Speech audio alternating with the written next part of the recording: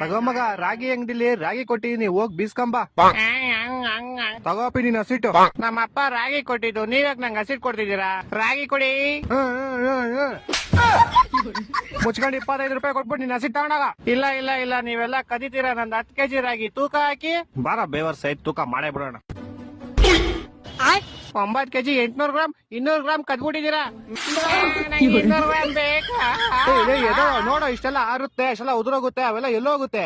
ಇದನ್ನು ಅದನ್ನೆಲ್ಲ ಕೊಡ್ತೀನಿ, ತಿಂತೀಯಾ?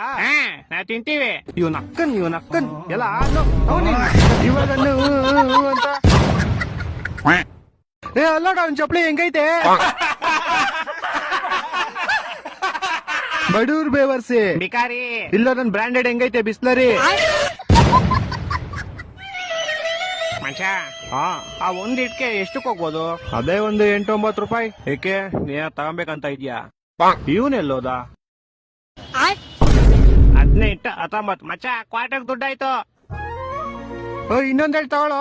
ಯಾಕೆ? ಸೈಡ್ಸ್ ಸ್ವಲ್ಪ ಬೇಕಲ್ಲ. ಕರೆಕ್ಟ್ ಮಚ್ಚ. ಮಿಸ್ಟೇಕ್ ಇಲ್ಲ, ಬ್ರ್ಯಾಂಡಿನ ಮಿಸ್ಟೇಕು.